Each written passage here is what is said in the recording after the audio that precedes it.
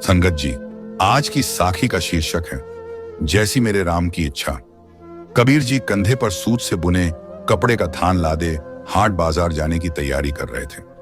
भगत कबीर जी को माता लोई जी ने आवाज लगाते हुए कहा, भगत जी, आज घर में खाने को कुछ नहीं है। आटा, नमक, दाल, चावल, गुड़, शक्कर सब खत्म हो गया है। शाम को बाजार से आते हुए घर के लिए राशन का सामान लेते आइएगा। देखता हूं लोई जी, अगर कोई अच्छा मूल्य मिला तो निश्चय ही घर में आज धन धान्य आ जाएगा। कबीर जी ने उत्तर दिया, साईं जी, अगर अच्छी कीमत ना भी मिले तब भी इस बुने थान को बेचकर कुछ राशन तो ले आना। घर के बुजुर्ग यानी कि बूढ़े तो भूख बर्दाश्त कर लेंगे, पर कमाल और कमाली अभी छोटे हैं, उनके लिए तो कुछ ले ही आना। जैसी मेरे राम की इच्छा, ऐसा कह के कबीर जी हाट बाजार को चले गए। बाजार में उन्हें किसी ने पुकारा, वाह साईं, कपड़ा तो बड़ा अच्छा बुना हुआ है और ठोक भी अच्छी लगाई है, तेरा परिवार बसता रहे। फिर बोला कि ये फकीर ठंड में कांप कांप कर मर जाएगा, दया के घर में आ और रब के नाम पर 2 चादरों का कपड़ा इस फकीर की झोली में डाल दे। 2 चादरों में कितना कपड़ा लगेगा फकीर जी? फकीर ने थान में से जितना मांगा, इत्तेफाक से कबीर जी के थान में कुल कपड़ा उतना ही था। कबीर जी ने थान फकीर को दान कर दिया।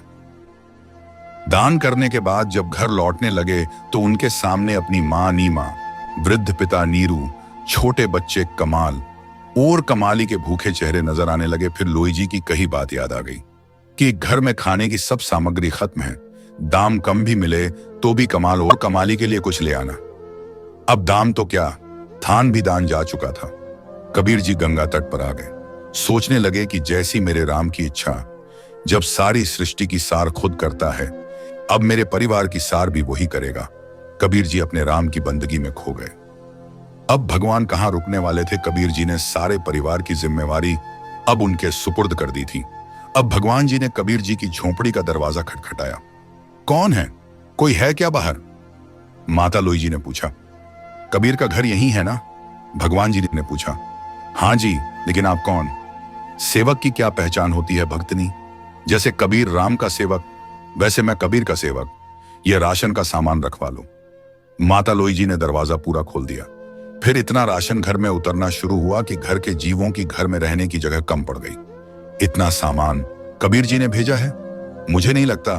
हाँ भगतनी, आज कबीर जी का थान सच्ची सरकार ने खरीदा है।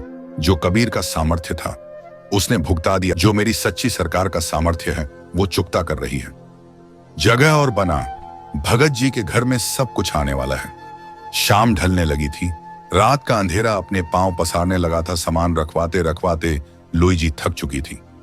नीरू व नीमा घर में अमीरी आते देख खुश थे।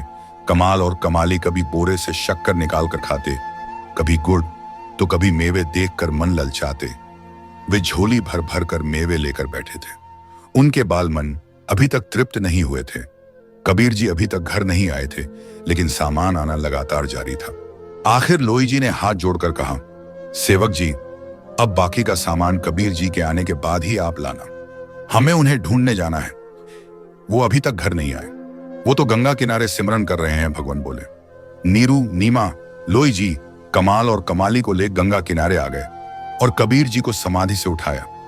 सब परिवार को सामने देख कबीर जी सोचने लगे, जरूर ये भूख से बेहाल हो मुझे ढूंढ रहे हैं। इससे पहले कबीर जी कुछ बोलते, उनकी मां नीमा जी बोल पड़ी, कुछ पैसे बचा लेने थे। अगर थान अच्छे भाव बिक गया था, सारा सामान तूने आज ही खरीद कर घर भेजना था क्या? कबीर जी कुछ पल के लिए विस्मित हुए। फिर लोई जी, माता पिता और बच्चों के खिलते चेहरे देखकर उन्हें एहसास हो गया, जरूर मेरे राम ने कोई खेल कर दिया है।